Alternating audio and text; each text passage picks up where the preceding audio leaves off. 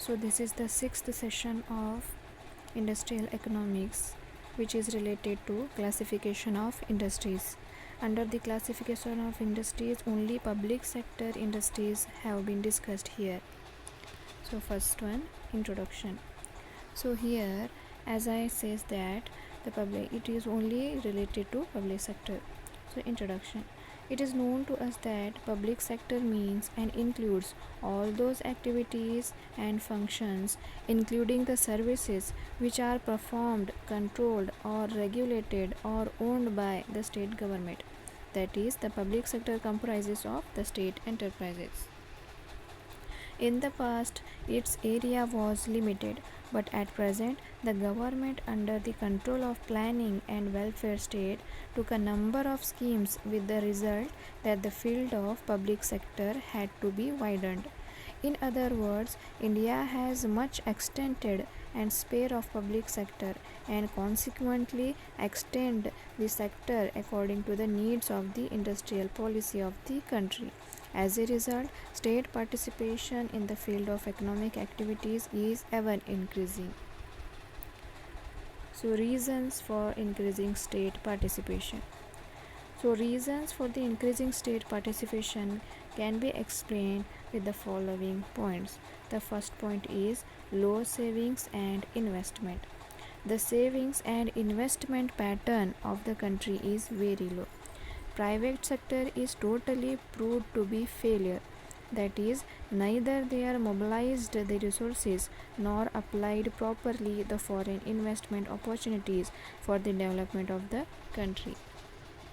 Second point is establishment of large scale or heavy industries. Since the resources of the private sector undertakings is limited, heavy or large scale industries cannot be operated for lack of funds resources. Example, iron and steel industry that needs a large amount of funds which is not possible to supply by the private sector. The same is quite possible under the public sector, as because the state can accommodate the necessary funds. Third point, concentration of economic power. Concentration of economic power restores in the hands of few under private sector. If the public sector industries develop, the same can check the growing disparities and maintain a balance. Fourth point, profit motive criteria. It is needless to say that private sector undertakings do not find any interest on the less profitable undertakings, since its objective is to earn maximum profit, even if it may be considered as necessary for the social benefit and for the development of the country as a whole, or which attains self-sustained economic growth. Next point, uneven distribution of resources. In order to make a balanced development of trade and commerce, the government should not leave the entire field of trade and commerce under private sector, which particularly invites uneven distribution of resources within the country, which also affect the promotion of export trade with foreign countries. So in the next part, objectives of public sector can be explained. So there are some objectives of public sectors, which are: the first objective is to provide required investment and promotion of industrial activity by way of indirect public investment, either by supplying financial assistance to private sector or to supply infrastructural and basic activities. Second objective is to supply socio-economic developmental opportunities which should not be transferred to private sector undertakings. Third objective, to nationalize those companies which are foreign dominated. Fourth objective, to supply activities relating to import substituting and export promoting, which are essential for the development of the country. Next objective, to develop savings by mobilizing resources with the help of proper public sector prices more quick than others. Next objective, to introduce certain activities to take the benefits of foreign aid and cooperation in the public sector. Next one, to make a balanced regional development by establishing regional promotional undertakings in less developed regions, that is DVC, Damodar Valley Corporation. Next objective, to protect the interest of small farmers by transferring all private licenses to the corporations of agriculture reforms. Next objective, to control the concentration of economic power and wealth as well. Next one, to make a social control on long-term capital by supplying the necessary financial assistance through public financial institutions which are quite justified. Next one, to supply necessary finance for various development programs which are essential for the development of the country. Next, to make opportunities for employment and to form a rational society which is absolutely desired. So, this is about the objectives of public sector. The next part tells about the role of public sector in India. So, role of public sector in India can be explained with the following points. The first point is generation of income. Public sector in India has been playing a definite positive role in generating income in the economy.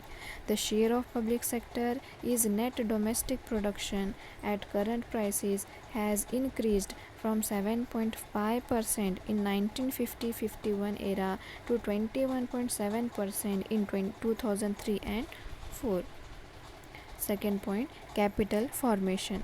Public sector has been playing an important role in the gross domestic capital formation of the country.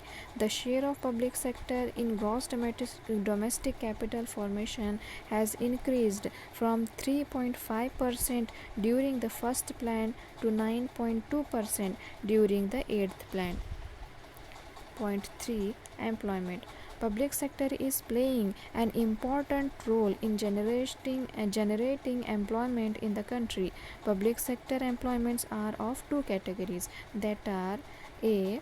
Public sector employment in government administration, defense and other government services, and B.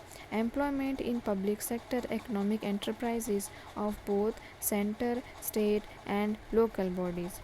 In 1971, the public sector offered employment opportunities to about 11 million persons, but in 2003, their number rose to 18.6 million, showing about 69% increase during this period. Fourth point is infrastructure. Without the development of infrastructural facilities, economic development is impossible. Public sector investment on infrastructure sector like power, transportation, communication, basic and heavy industries, irrigation, education and technical training, etc.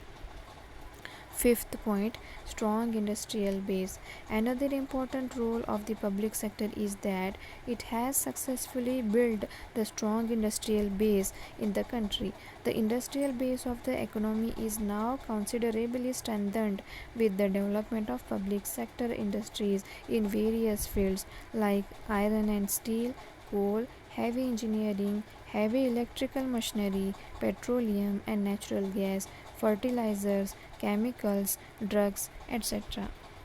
Sixth point, contribution to central exchequer. The public sector enterprises are contributing a good amount of resources to the central exchequer regularly in the form of dividend, custom duty, corporate taxes, etc. During the sixth plan, the contribution of public sector enterprises to the central exchequer was to the tune of rupees 27,570 crores. Seventh point, checking concentration of income and wealth. expansion of public sector enterprises in India has been successfully checking the concentration of economic power in the hands of a few, and thus are redressing the problem of inequalities of income and wealth of the economy. So we can summarize this session by saying that the students can be able to understand the role and objectives of public sector in India.